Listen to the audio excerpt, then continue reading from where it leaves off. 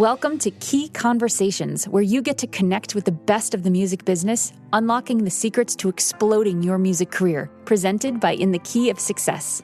I'm your host, Cheryl B. Engelhardt.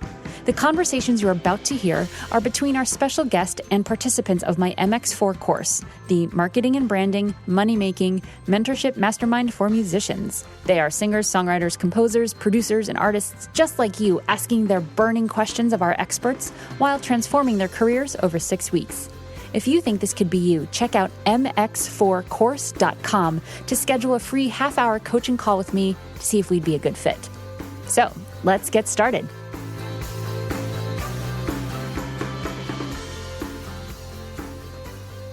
Today, we are here with J Chris Griffin, who is a producer, engineer, writer, and vocal coach extraordinaire in New York City. He's a good friend of mine. If you've heard any of my music, there's a very good chance that you've heard his work somewhere in the songs. So welcome and thank you for being here. Good. I'm glad to be here. So I was going to kick it off. I wanted to ask you, I know my normal question is, what's your story? How'd you get to where you are? But you wear so many hats, and as a producer and a creative on that side of the console, so to speak, I would love to hear the different hats you're wearing now, how you've created a business wearing them. So more of like a picture of what's going on for you right now, because I think that that's inspiring for a lot of musicians who are wearing multiple hats and doing multiple things and creating multiple streams of income. So That's the question I wanted to kick off with for you is what are the hats that you're wearing and how do you make it all work? Well, I was thinking about that. Today, for instance, I was in the shop making cables for my studio and soldering things and doing things like that. But last week, I had a girl in from Chicago and we were making her record. And then the week before that, I was teaching at NYU. So I do a lot of teaching. I do a lot of one-on-one coaching. I do quite a bit of production. I do a lot of sound design for different synthesizer manufacturers. So like Reason is a big one that's employed me through the years. M-Audio used to have me help design all their synths. So between the teaching and the sound design and the production and so forth, that keeps me quite busy. So, do you find that they overlap at all? The teaching with the sound design, with the vocal coaching? Here's the thing. Years ago, when I was really chasing the label work, Sony and Warner would send everybody down to me. And everybody kind of had the same problems. It didn't matter if you were John Legend or if you were, somebody that I didn't know. Everybody still kind of had problems with the story. Everybody needed coaching. Everybody needed like some help to get, the power that they needed. And I just decided in 2010 to kind of pull it all offline and just do that and teach people kind of how to do studio work and studio singing. And that became a thing. And I didn't really mean for it to become a thing. It was just something that I was doing already. And that kind of came out of production because people would be in the booth and be like, oh, yeah, let's work on that out here before we go in and waste everybody's time again. So that was part of that. And so teaching just kind of evolved. And I'd always done a lot of public speaking, like for different companies. The way I got involved with M-Audio is they started hiring me to come out to NAMM and do product demos. And I had done that for them and for some other manufacturers. And so now I'm kind of this public speaker / teacher. And so when NYU called, I was like, yeah, I'll come over. Great. And then making cables and doing maintenance, that's just part of owning a studio. And what else did I talk about? Oh, I always wanted a bunch of synth sounds of my own. So I just started selling them and everybody flipped over them. And now I do that. And it just, it does overlap. And it's all kind of, for me, part of the same process. It's not anything that I'm not already doing. Right. We kind of would take it to a new level so I could get paid. New York's expensive. My studio is really expensive. So when one thing is slow, the other one picks up. And when the other thing is slow, the third thing picks up and so on and so forth. And yeah, I have to wear a lot of hats, but I like it. It's all related. Yeah. Cool. That's how I feel too. It's kind of like you have to trust the ebb and the flow. And like when I'm like not feeling creative, it's like, it's okay. It's going to come back. And I used to not think that I'm going to be like, I wrote my last song ever. And it would be like, I'd have a ceremony, I'd light candles and be like, Rest in peace, songwriting. But no, it comes back. And that's the thing too. And I know I've said that's the thing twice, but I'm kind of thinking that's how it goes. 2 weeks ago, I was really hard at creative production, 8 hours a day with a client in the room, really trying to be innovative. And I'm just kind of done this week with that. And so making cables kind of satisfies what I need to be doing this week, because I can't be creative all the time. Right. Yeah, that's really true. Awesome. I'm gonna hand the mic, so to speak, over to these guys that are in this MX4 course. We're actually towards the end of it, because I know they've done some research on you. They know a little bit about the coaching and the engineer and the production work that you do. And I have no idea what their questions are, so we're just gonna see how this goes. So let's see. I'll start with Gary. Do you have any questions for Chris? Yes, of course. Hi, Chris. Thanks. Hey.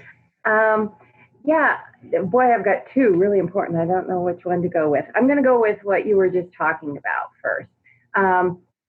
What is, since you have so many talents and you have so many avenues of expression of them, what really turns you on? What is the essence of you? Like, what is your thing that sets you apart, whether in production or in the other avenues of your life? I don't know if I can answer that as succinctly as you hope. You're probably looking for, oh my gosh, production rules, or making cables rules, or playing rule. That's actually not it. What is it for me is kind of pushing the envelope. I think every artist needs to be committed to pushing left as far as possible. I mean, it's always easy to go conservative. And so for me, making new sounds that, I'm not sure anybody's never heard them before, but making new sounds that express me, like when I play a key, it's like, wah, wah, wah, something like that, or meeting with an artist and helping her or him become the most badass artist possible. And me trying to inspire them by just being the ultimate badass as far as I can do it. I'm not the best at it all the time, but inspiring them to kind of be like, okay, let's put on this rock and roll thing. Let's put on this artist thing. Let's tell a story that compels everybody. So for me, if you ask what it is, it's being kind of this left pusher and then inspiring others to do that, to always push left, to explore new territory, to become a digger, so to speak, explore your artistry. Again, it's always easy to go more conservative. Anybody can do that. But where we get into trouble is if your idea of really edgy is my idea of 5 years ago played, well, somebody's in trouble. And so we always kind of have to keep pushing and pushing and pushing and pushing. And to me, it's just natural that there is kind of this rub between people who want it to stay the same and want it to be pushed. That's just a natural kind of paradigm to me. I love that. That's super awesome. I'm left-handed. Does that mean I push right? What's that? I'm left-handed. Does that mean I need to push right? Oh, Lord. See, this is how Chris and I go. And also, he talked about pushing boundaries. I pretty much every vocal session I ever do when I'm recording for a record and it there's something at stake, I end up crying. Not because Chris is the meanest person in the world. He's not. But because it's like, you got to dig deep and you got to break down those comfort zones, and Chris gets right to it. So tears come a-flowing. He's got to. We're gentle. I try to be really gentle. I don't like pushing people past their boundaries because it's uncomfortable. And yes, you love it. You're sponsored by Kleenex. Well, we try to care for people. We don't just push them over the edge and then watch them fall. That's true. All right. That was a great question, Gary. I appreciate that question. Let's go to Jeb. Do you have a question for Chris? One of the things that has been refreshing for me in this course with Cheryl is to kind of, it's been a nice boost for my confidence, but also it's given me a heavy dose of reality, and in order to be successful in this business, you have to be really good at what you do, to rise above the noise. So I don't know, maybe I don't have a question, but I think I'm realizing. I think I watched your video, Chris, of you doing a vocal session with somebody, and I saw how you were just like, you were so laser about it. I learned that from Cheryl, but you were just very focused, and like it almost was cold in the way you operate. And I appreciate that, because I need that myself. So I may be calling you. Well, good. Yeah. I can pull out a question, Jeb, from all of that. Chris, what some other musicians may actually want to know is what would you do with a musician who's coming in to your studio and saying, hey, I want to record a record, I need to work on some vocal stuff, like what's the whole package, and how can you make me better? Oh, that is a good question. Well, at first glance, it's just, well, at first glance, nothing. On first answer, the surface answer is you tend to draw to yourself people who you vibe with. So first of all, I guess we'd have to vibe. And it would just be a fun hang. I mean, if we're not having fun, I don't want to do it. There's too many people not having fun in the music business, and it's drudgery for me. So I like to have fun, and I want my clients to have fun. But we do push. We do kind of like on whatever level you are, we're going to push as far as we can go to make it cool. I don't want anybody to play something that they've worked on and have somebody else go, oh, that's so sad. Or, oh, that's really not good, and they don't know. You know, at whatever level you're working on, it needs to kind of be badass, at least on that level. And so we push for that, and we explore it, and we talk about things, and we go out to eat, and we bring stuff in, and we play, and we bring other people in, and we just do whatever we have to do to make that work. I don't know if that really answers your question, but that is what we search for. There's a connection there, and it's part of that collaboration. Is not just, I'm going to hire you to do X, Y, and Z. It's like, I'm going to work with you to create something that we're both psyched about. And if you're psyched, then I'm psyched. And that's back and forth. And that's been my experience of working with you, whether it's just a piano solo track, like when you say it needs to be badass, like there can be badassery in like a piano ballad, which I've done a lot of, but then we also got a 15-piece orchestra and a rock band together to do some trailer. And that was badass. And so, you know, there's a whole spectrum of what badass means. And I think that it really is just being ultimately like psyched with your end product. And you are also kind of a filter for what's going on right now in the music industry. Like, I think that you not letting my job is, I'm sorry, go ahead. No, you don't let people walk out the door with something that sounds dated, even if it's a couple months old. I think that you act as that kind of filter too. So, well, there is the perspective that I have, because it's my living to bring your art to market. That's what I'm doing. That's why you hire a producer, to make sure that what you're doing as an artist works for your audience. And you need somebody that kind of knows what the market is.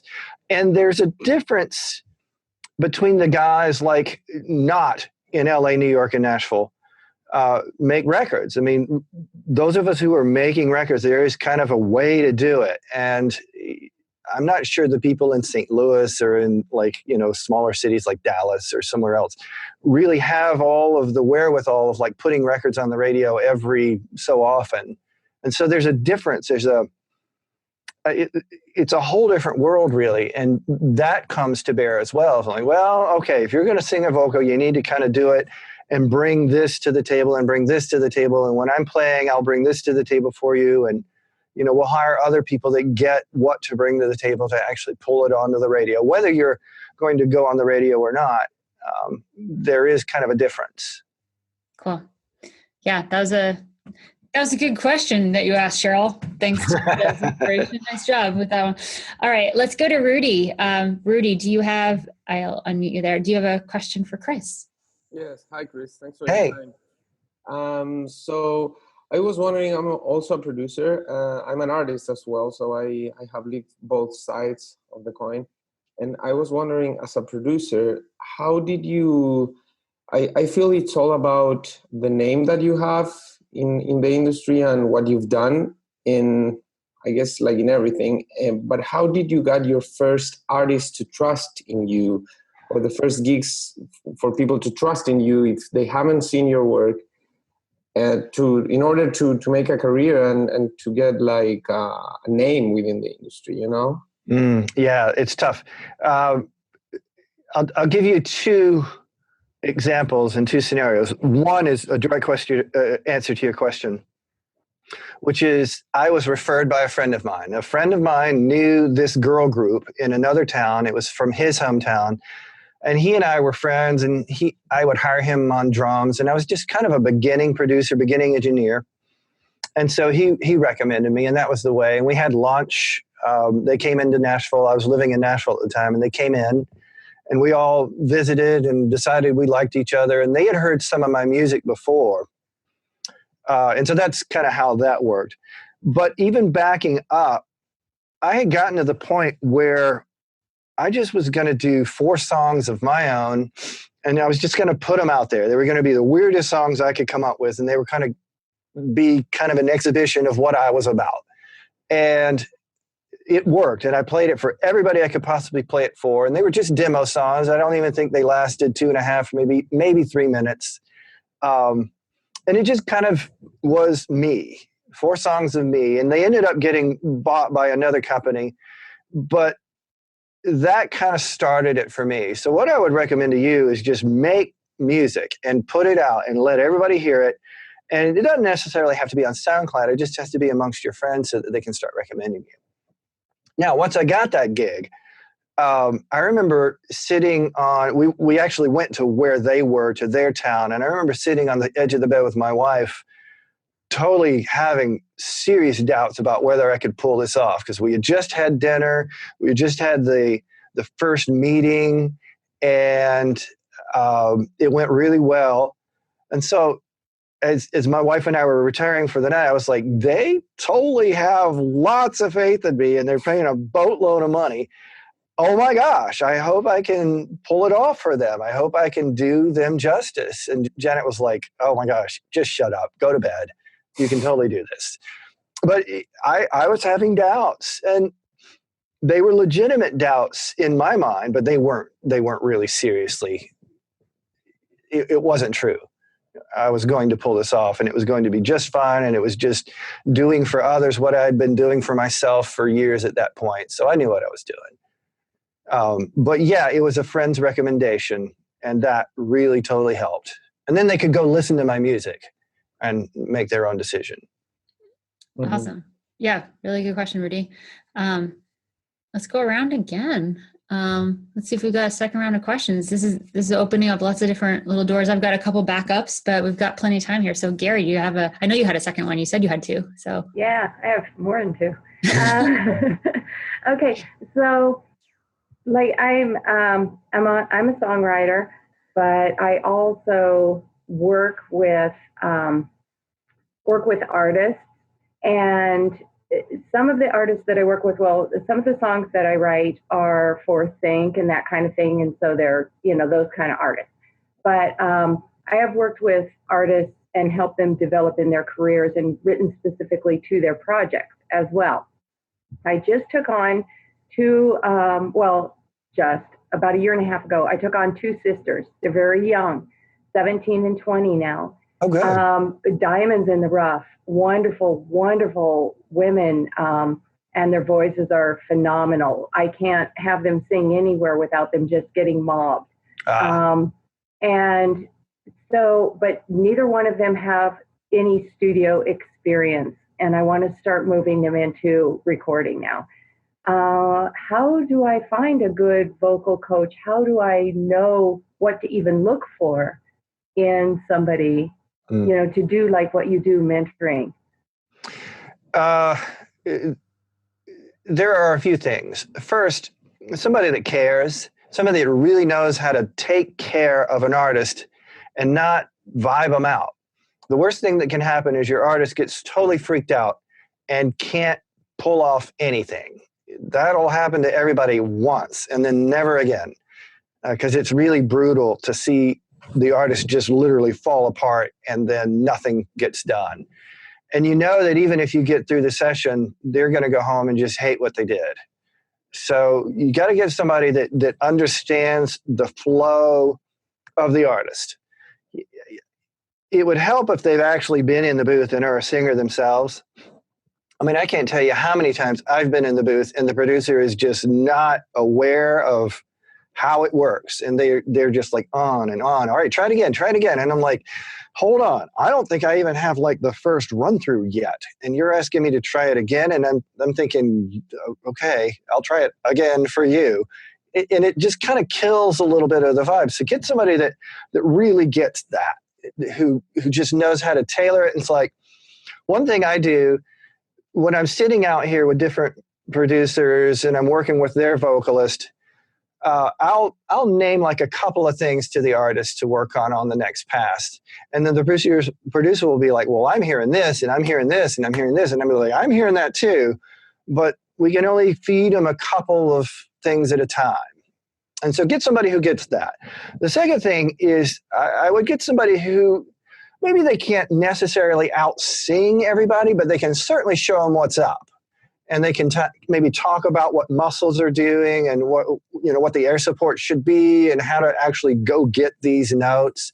Somebody who clearly understands the difference between classical style and theater style and then pop style, because there are differences depending on what you're doing. For example, if you go up in chest voice with a Broadway stance and you try to hit those A's and A flats that Ariana Grande is doing, you'll destroy your throat. So get somebody who really understands how to like really go up there and get it. And then get somebody you like. I think that would be the best thing. Get somebody that's encouraging. And even if they're not the most technically savvy as far as vocals go, if somebody can be encouraging and be a force for a good push on the session, that's enough. If somebody, a lot of times, and I don't really do this anymore, but I remember when I was young and single, if a cute girl showed up on the session, I'd be like, okay, yes, now it's on. And so sometimes that works, and it's never their boyfriends or their girlfriends. It's never that. It's always like their friends who they're trying to impress or somebody else. And so sometimes, even if that's all it is, it works. I don't know if that answers your question. We can clarify some more if you want. Yeah, is that ever possible to do Skyping or something like that? Can you ever work with somebody, online like that? Can you hear well enough? Yeah, I have students all over the country. I've got several in Texas. I've got a couple down in Georgia.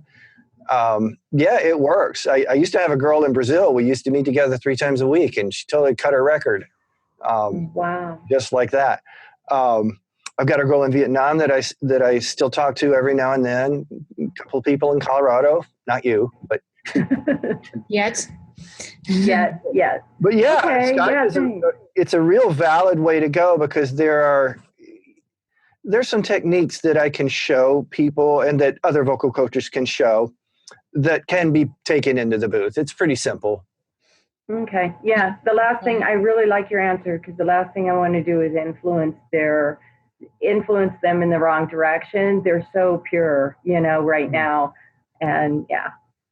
Cool. Yeah, I think you're going to be, your intuitions are probably just fine. If you have good enough taste to know that they're good, you're not going to take them in the wrong direction. Yeah. Well, thank you. I think that's a good question. And it's hard to tell all that stuff that you want in a producer before you hire the producer. And I'm super, if you read any of my blogs or in any of my courses, you know that I'm not a big fan of trial and error and like seeing what works, throwing spaghetti at the wall. Like I think it wastes a lot of time.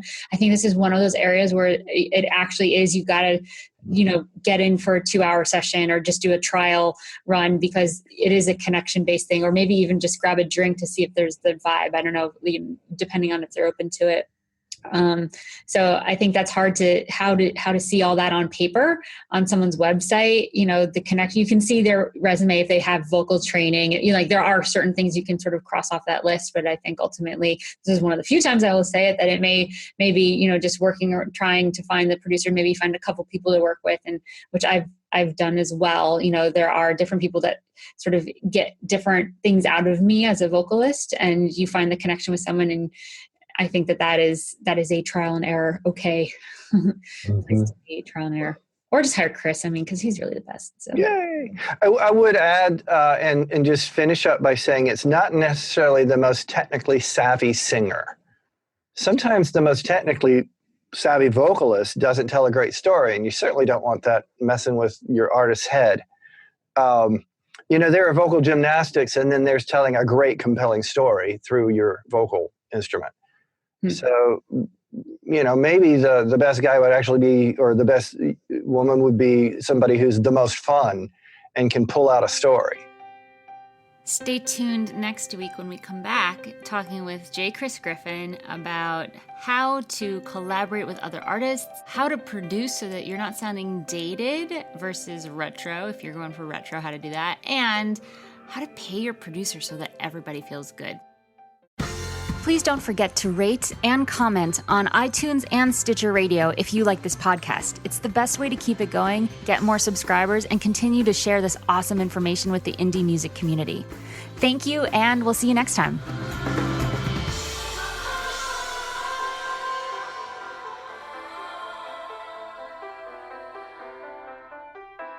All of the music on this podcast was provided by yours truly. The theme song is called Inevitably, and it was written with Cameron Ernst and produced by Joey Auck. If you're interested to find out more about my own composing and songwriting projects, go to cbemusic.com. If you're a musician looking to really get some results that you're psyched about in your music career, then head to inthekeyofsuccess.com, where I've created a bunch of different kinds of resources just for you. Key Conversations is sponsored in part by Bandzoogle. They make it easy to build a beautiful website for your music. Their step-by-step system gets you online in minutes, and you can choose from hundreds of mobile-friendly themes and customize them with their easy point-and-click editor. All the features you could possibly imagine for a professional website are built in. So, because you are a Key Conversations podcast listener, you get a special 3-month free trial just for you. Go to www.inthekeyofsuccess.com/resources and click on the Bandzoogle logo to access your free extended trial.